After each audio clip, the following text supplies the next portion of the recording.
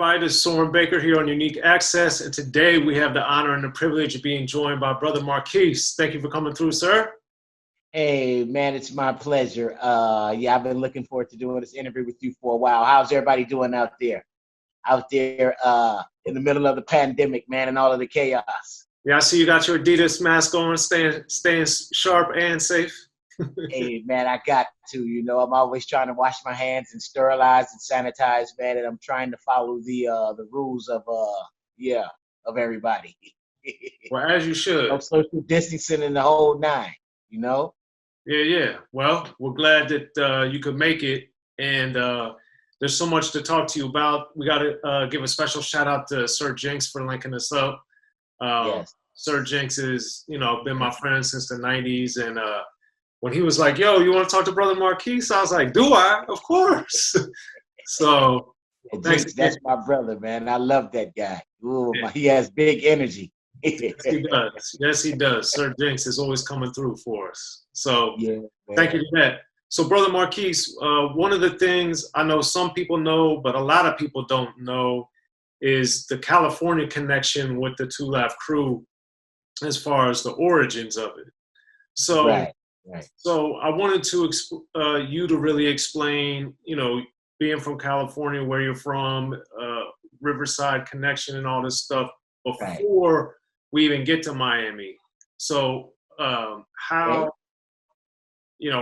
explain your relationship, with the members before you guys moved, like with Mr. Mixx, before you guys ended up moving to Miami.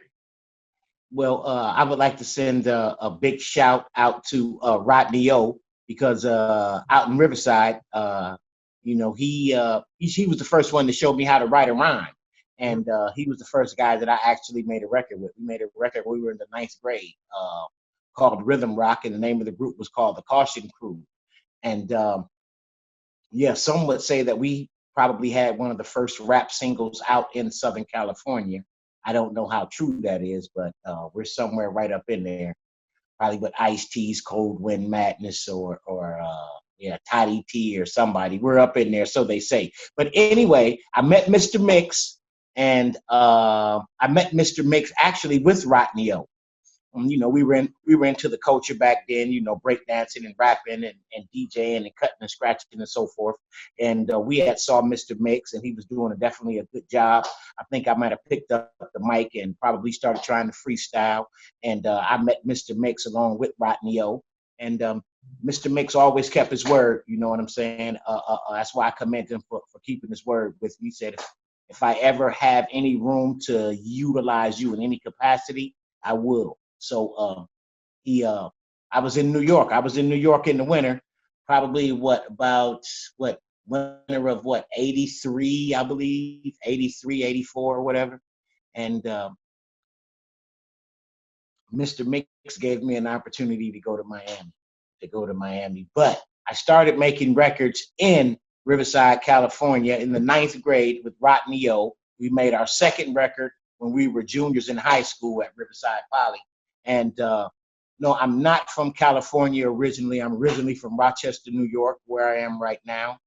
And, that's kind of like, where getting into the culture and all of that sort of began for me. But Rodney O actually showed me how to structure a record out in Riverside, California. Well, being so young, even though Rochester is still not New York City per se, of course. Right. What gave you the drive, desire, and the interest, especially in Riverside, to be like, you know what, I'm gonna try to make a record? Because I think it's also important to explain the context. Like you're saying, you guys were among, if not the first, to even do this. So right. What gave you, especially as a young kid, you're not in LA, you're even, removed an hour or so away. Right. Always the culture again, going to the record store, looking through the 12 inches, reading the 12 inches. And if you luckily enough to have a rap album that had, some artwork on it, just everything in the culture, man, that I had to do to hear the latest record or, to try to put something on a cassette. I always was into that. I just was always into the rap music. There was just something about that music that just, that just drawed me in. and just made me want to, okay, I can do that. Then, you know, by the time you start memorizing the other big rap records such as Sugar Hill and King Tim III and all of that, you're like, okay, cool, you know, I could do it, you know, and it wasn't, I didn't have a doubt in my mind at that time, being that young, that I couldn't do and accomplish anything. And that's what we set out to do, and we both did it. And we Okay. both did it, me and Rodney, yep. And then what made you guys connect so well, do you think, early on? Uh, I really don't know how me and Rodney kind of got together and started gelling. Um, oh yeah, because we were both breaking. You know, he would be at some of the same spots that I would be at, and we would break, and I would try to rap. He would try to rap, and you know, we just clicked up like that because we both had love for the culture. Okay. Yep, yep. And then with Mr. Mixx, what made him somebody that you also think you gravitated towards? Well, Mr. Mixx was just super talented, and he always will be. As far as cutting and scratching, back then he was the man in Riverside to me. Yeah, Mr. Mixx was dope. Um, and he was such a cool dude. You know, he was such a cool dude. And I think when I met him, he was just coming home from overseas. So he had all of the break beats, you know, he had the turntables, he had a gang of records, and he was in the culture too.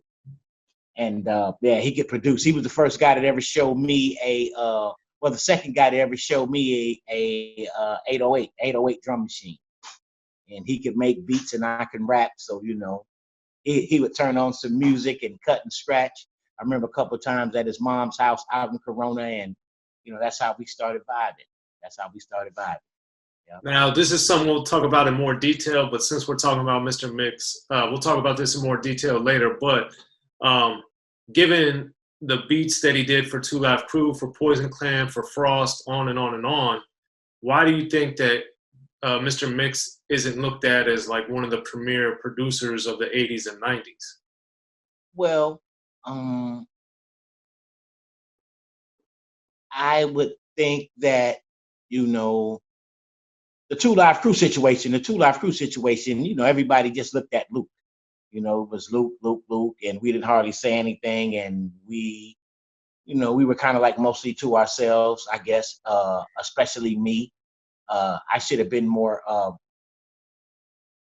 verbal at times when I wasn't. But, you know, Mr. Mixx played the back, and, you know, he was a DJ, and we were all out in front. And probably because he didn't really publicize himself back then as he should have, and maybe as we should have. Yep. Yeah, gotcha. Okay. Now, with the Two Live Crew, also, you came in replacing Yuri, correct? Yes, I did. Yes, I did. So, so what was it? What was that like for you to come into an existing group that already, you know, didn't have a huge name nationally or even locally, maybe, but you know, they were already in motion, and then you came in as a replacement. What was that feeling like? Well, it was really crazy because I know the first time that I heard Two Live Crew, was with this gentleman I was working with at the time in Rochester, and he was playing What I Like. And then, like a couple of weeks later, to turn around and tell him again that I'm going to be in that group, you know, was something crazy. And the group went on to do what we did. But yeah, that was cool, man. In the beginning, I was ready for it. I just looked at this. I looked at it as an opportunity for me to get in and, you know, and try to shine and try to be successful. So it wasn't, I didn't give it a second thought at that time, with all of that energy and what was going on, and rap was starting to, you know, take its roots. Yeah, man, I jumped at that opportunity real quick. And then what's the real reason, or what is the reason that you guys moved to Miami? Well, I moved down there with Dave to start working on music. You know, I was up in Rochester, New York, in the dead of winter, so you know, sunny South Florida was looking real good to me. Yes. And yeah, and I went down to Miami. It took me a while to get used to it because, you know, we went down in the crazy days, you know, late 84, 85. So you know what was going on down there then. But yeah, Mr. Mixx gave me that invitation, man, to come to Miami and start working on an album. And I think we were working on, when we got there, we started working on Two Lives What We Are. We had a couple of concerts. Our first concert was at the Youth Fair in Dade County. And yeah, we did good. You know, I felt like I was LL Cool J or somebody coming out there on my first show. You know, the girls were screaming for me and pulling on me and everything. I was like, yeah, this is where I want to be. This is what I want to do. Like, I could get used to this. Yeah, I could get used to it, man. You know, I could get really used to it. Right. Now, with that, if I understood correctly, though, before you guys even did Throw the D, you guys did kind of like research by going to the clubs and getting a vibe of what was going on in Miami. Is that true? Yeah. Yes, we did too. We did do that too.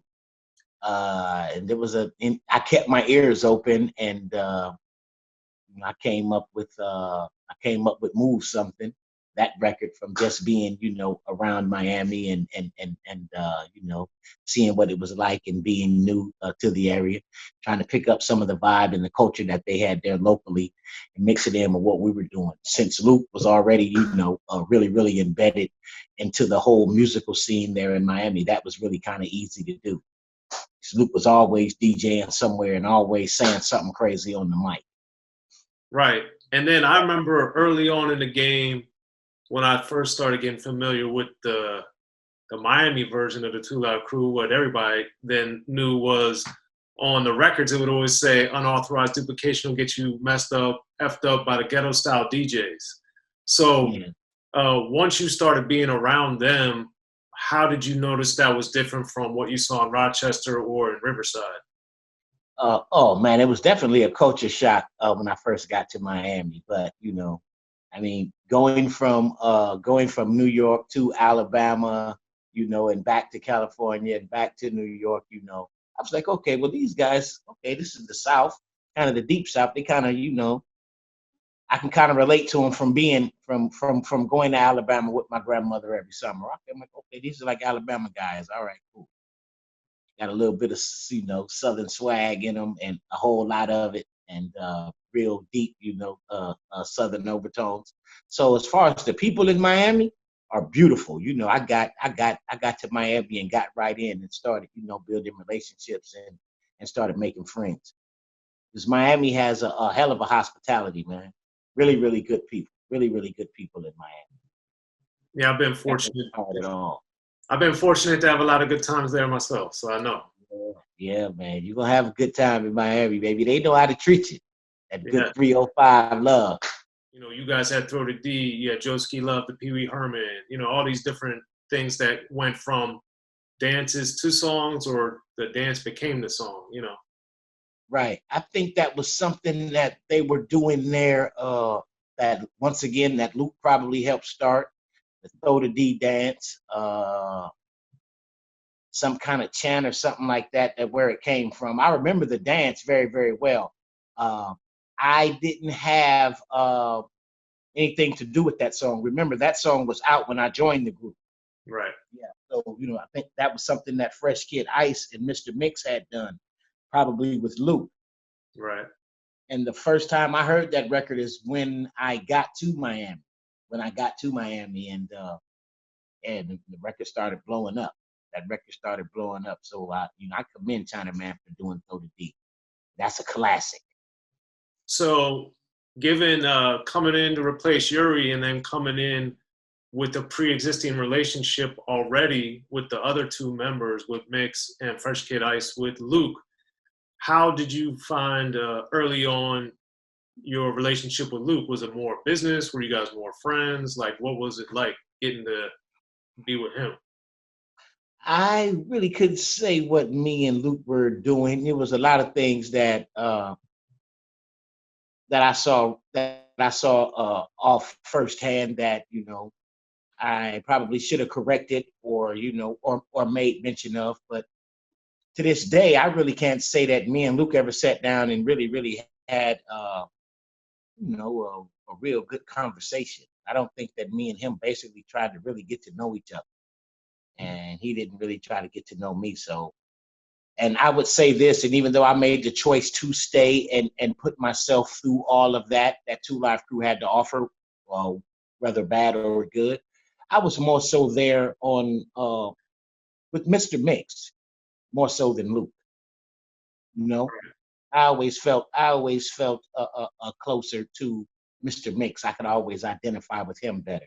You know, I kind of looked up to him as a brother, and then he brought me to Florida, and then everything was cool, and we were making records, and we were making a little money. So, you know, I was there with him more so than Luke, and he was really, really, or I guess he felt that him and Luke had a really unbreakable bond. But you know how that is. I do. Now, the thing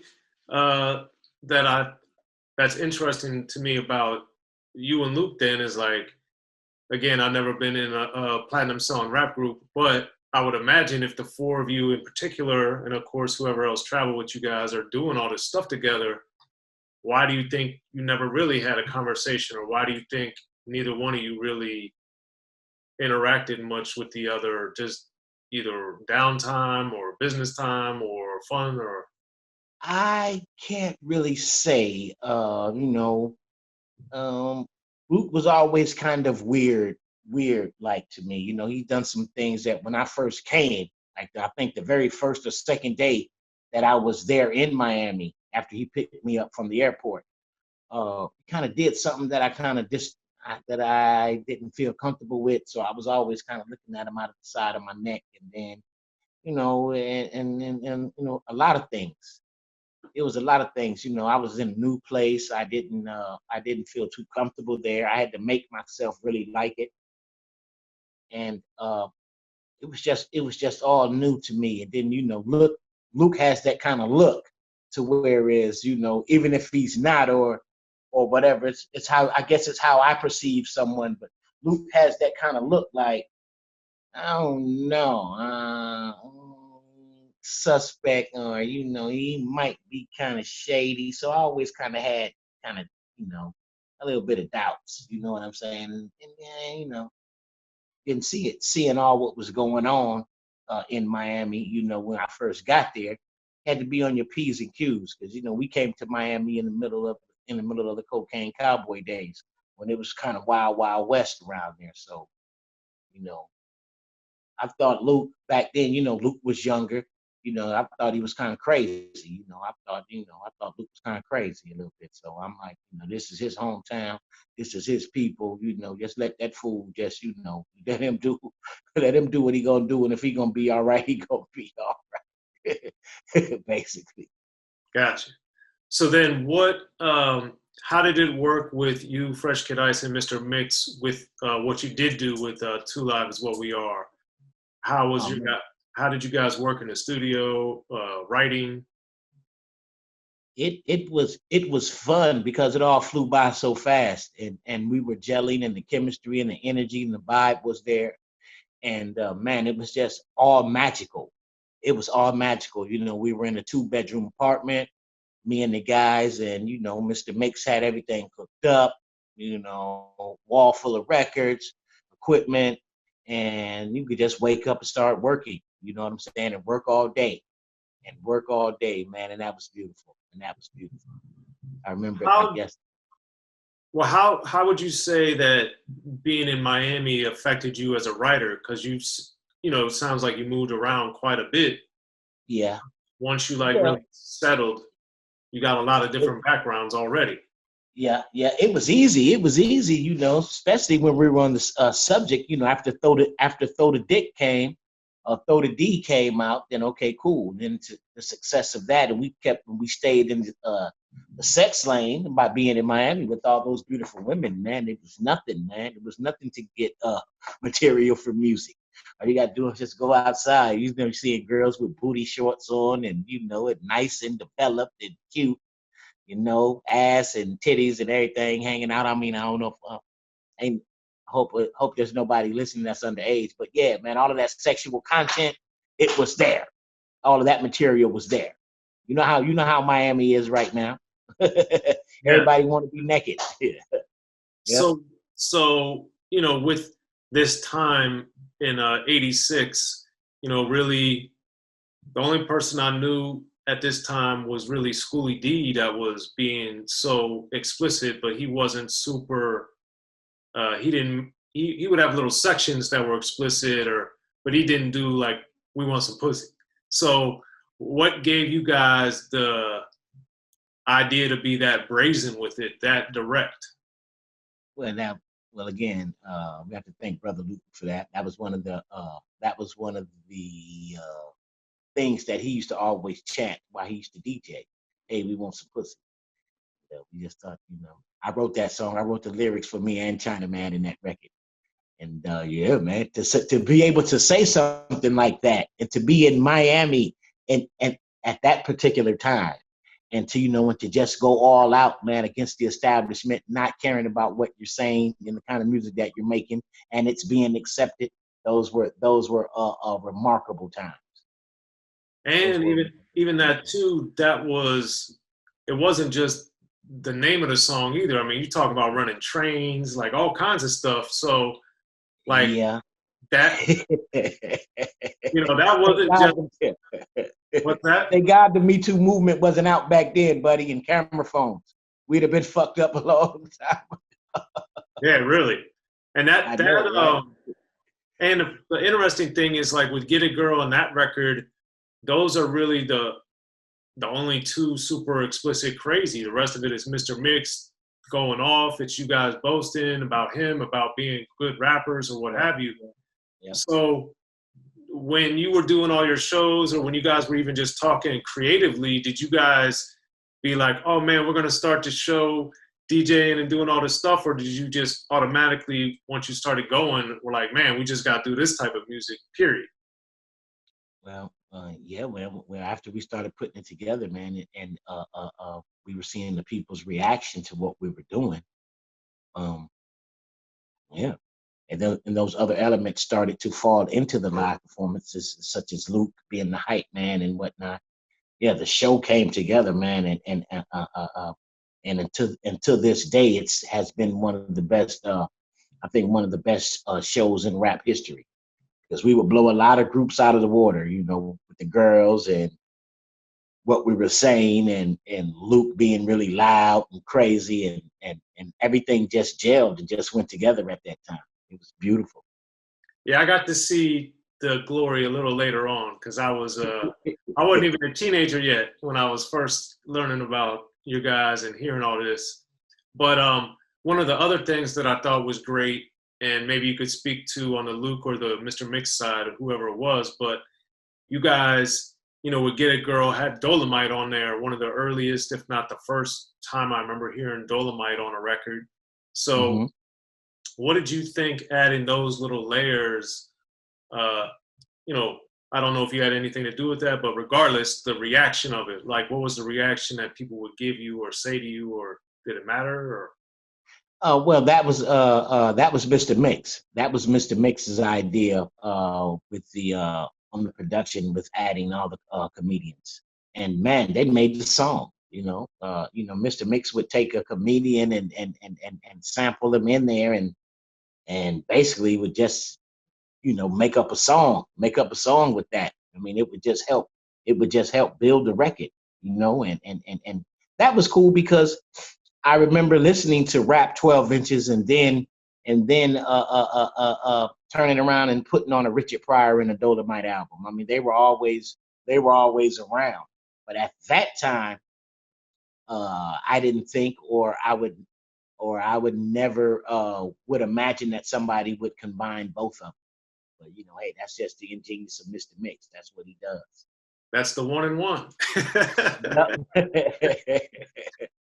Now, also, as somebody, I grew up loving DJs and all the scratching, and that was such a big element at the time, and even for that was 86, but even 87, 88, it still lasted for a couple more years. But from what you saw with Mr. Mixx's skill on the turntables, how did that really help take your guys' shows to the next level? Man, it helped tremendously, because Mr. Mixx invented his own little crossfader, his little transformer box he invented, and then he used to cut and Luke used to tell him to cut with the Pacific body part, and then he would try to do it and go all behind his back and spin around real fast. And man, that was a highlight of the show as well.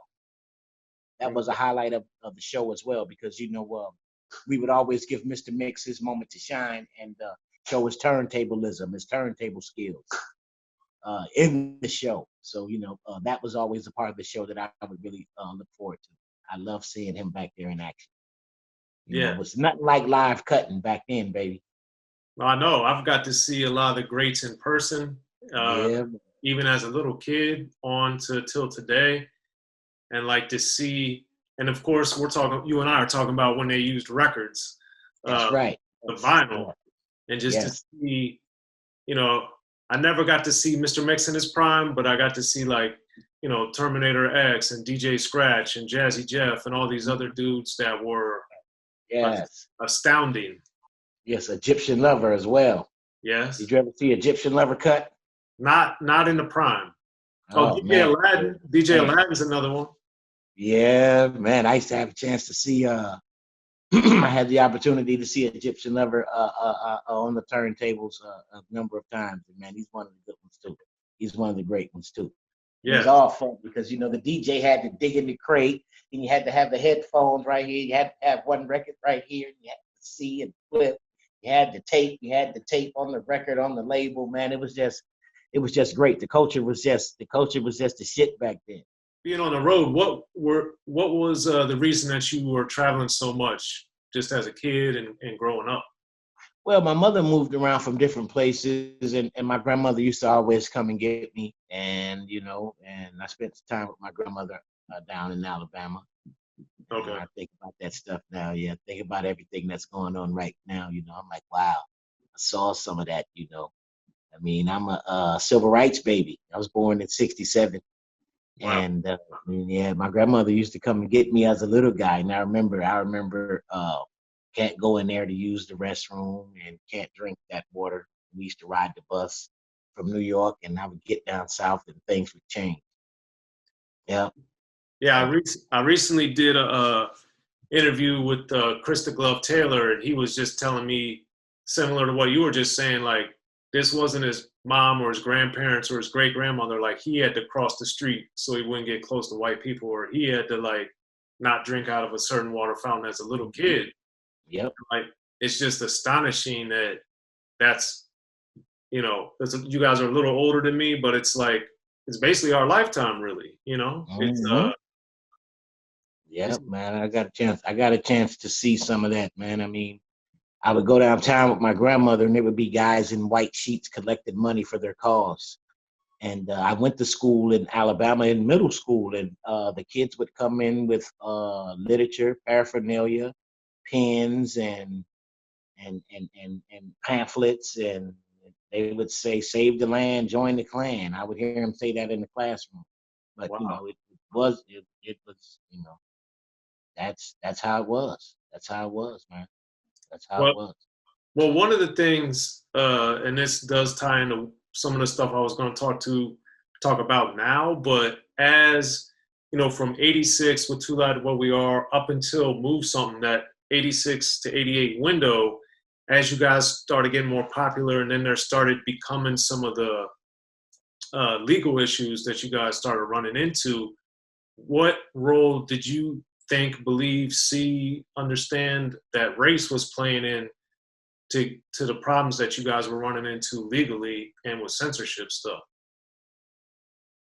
Well, I mean, as long as we were throwing the D in the hood, and we were me so horny around our neighborhood, within our community, it was cool, I would say. But once we started blowing up, and I believe the white kids out in suburban America started getting a hold of some of the music and all of the stories that I get now from fans. I got caught listening to your stuff when their parents start busting them, start busting the kids listening to our music and finding the cassettes and all of that.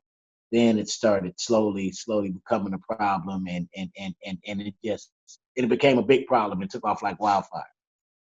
But yeah, when we had it and when we were doing it within within ourselves and in our community, it was cool. It was cool. Once the white kids got a hold of it, man, and shit just went crazy, I would say. No, I mean, I agree. And from everything I know and saw, that makes sense. And I think is accurate too, because um, just taking it full circle till today, we see the police brutality and the censorship going on with Black Lives Matter and different things. And this is stuff that's been in rap, especially talked about. Schoolie D talked about it. Ice-T talked about it even before NWA. They didn't make songs about it per se, but they addressed police brutality. And then when NWA came out, then it was like, oh. But even that, like, it wasn't until Rodney King, to me, where people really kind of, quote unquote, saw, for lack of a better way. Man, and coming up out in California, if the police was gonna get you out in California, I mean, you know, we expected to be put in the chokehold. You know, we expected that.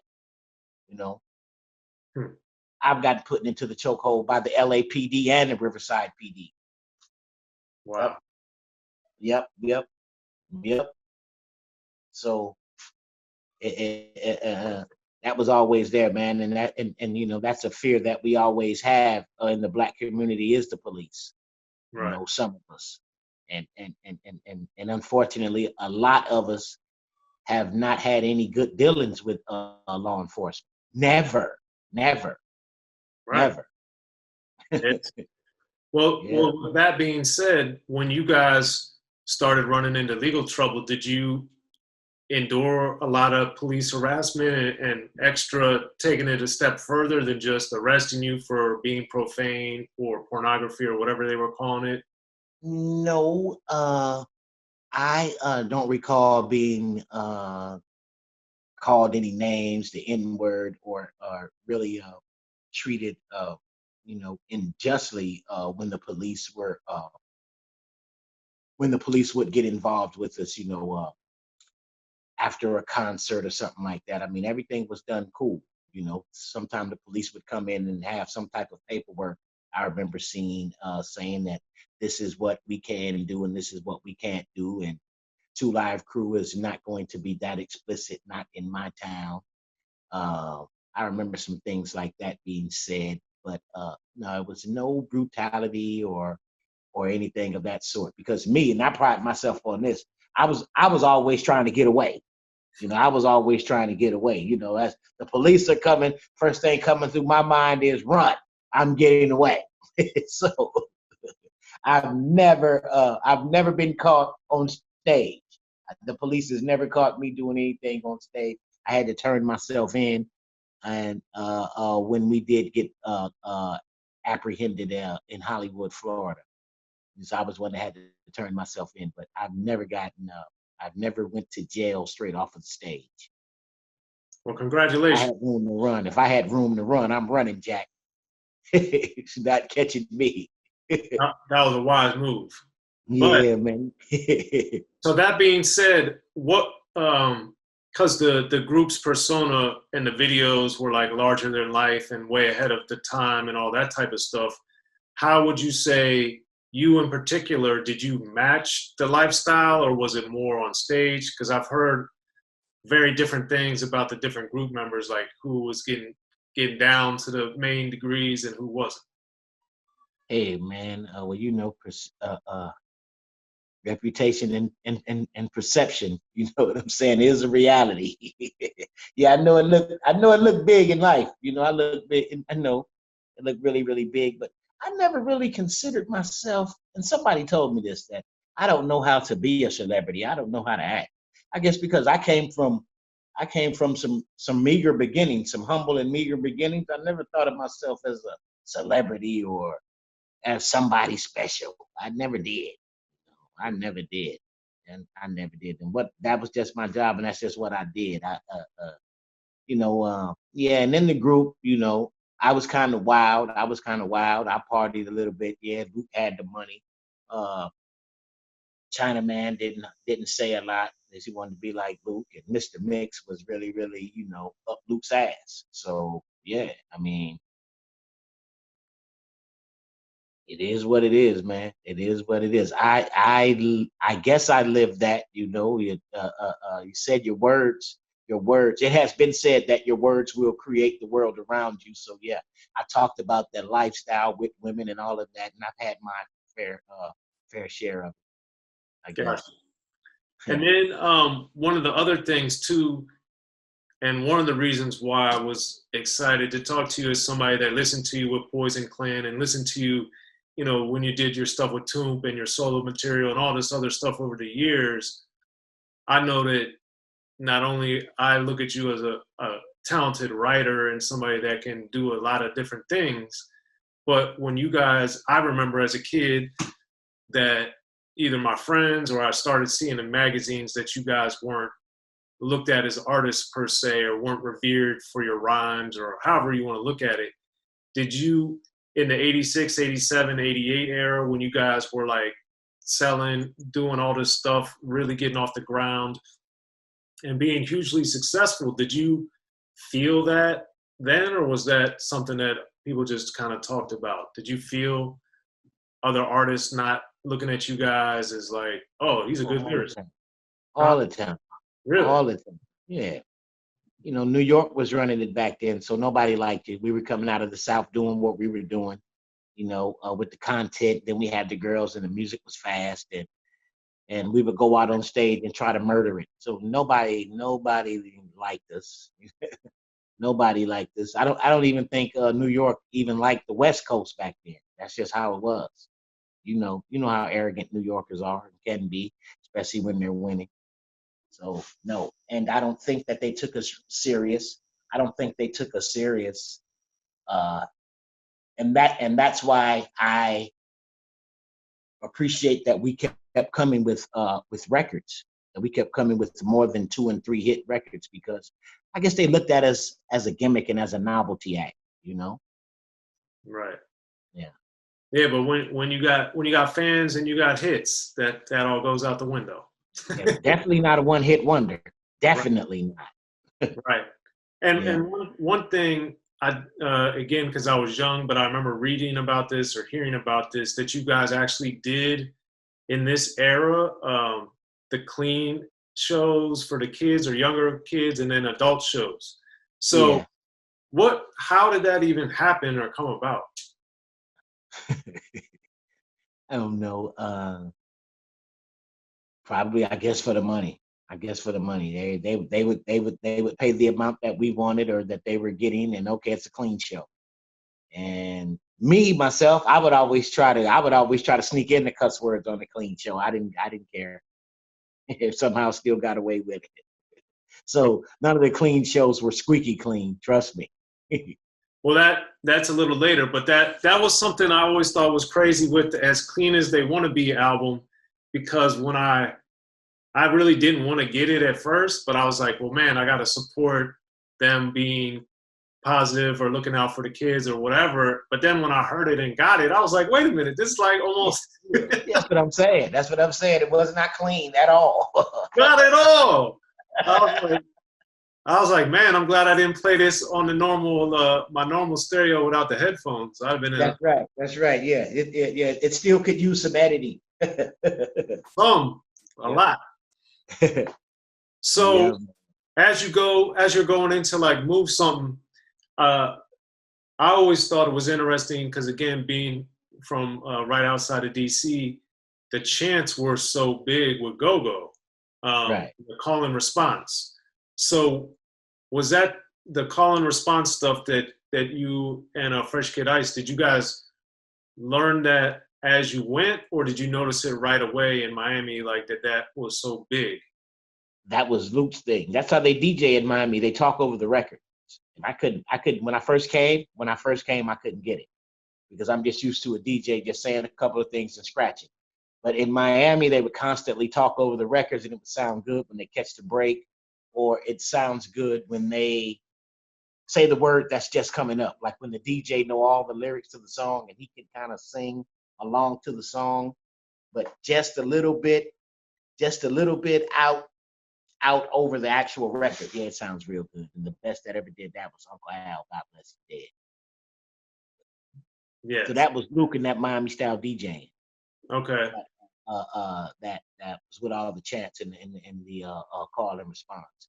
And yeah, man, Luke. And by Luke being a DJ, that just made him a hell of a hype man. Absolutely. And I think too, I don't know, I always made the connection between you guys and Go-Go, and even later with Little John, that he really was kind of carried the torch to really understand that, learning, I would say, from you guys and from Go-Go, because I know Little John, but he told me how much he loved Go-Go too. Yeah, I love Go-Go. Especially the dancing. I love Go-Go, man. Nothing like some good old Go-Go music. With the call and response, when you guys, like, because to me that was also like the DJ with the break in a record. You know, it was like that time in the record. So, how did you notice that your shows, your performances, kind of went with the wave of the call and response versus like a normal verse?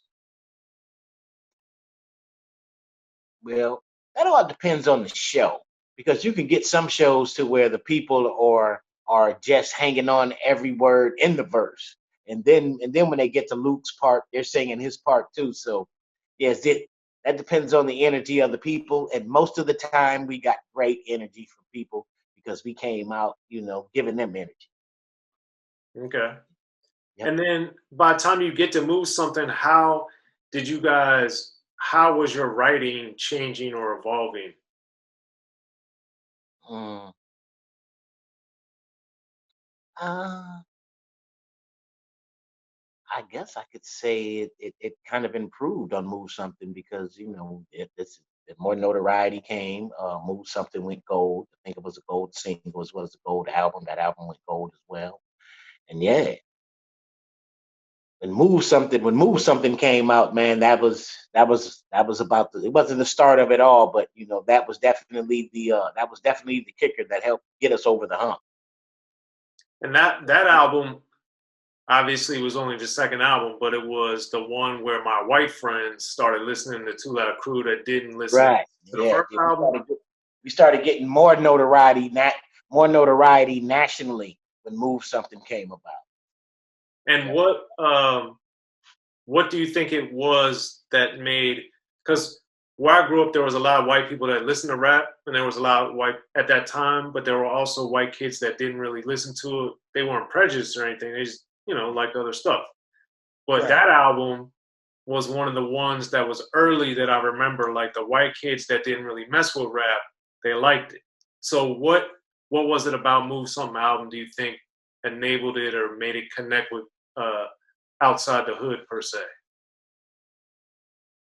Well, basically the production and the content of what we were saying, and then by that time people were aroused at what Two Live Crew was doing, so people were checking for it, and I'm grateful and glad that people liked that Move Something album, and we started crossing over demographically. Uh, the writing and the lyrics did change a little bit. We got better. We started gelling a little bit more. The energy, the energy got a little tighter. And I guess we started knowing each other as artists a little bit more, and it just showed. And it just showed in the music. Right. Yep. And I think too, the Mr. Mixx also, I think sonically, even though Two Lives What We Are was good, I think there was also a big step forward on the production side as far as the beats were like tighter. Yeah. And the equipment, it sounded like the equipment was better, his sequencing, everything had just stepped up. So what did you notice? What did you notice about Mr. Mixx that had changed going into that album? Well, like you said, sonically we evolved. We started tweaking the bass a little bit more, and probably that's when some engineers and some other guys came aboard and to kind of help Mr. Mixx, such as Michael Sterling and I think the Lewis brothers. We were using the Lewis brothers studio at that time, and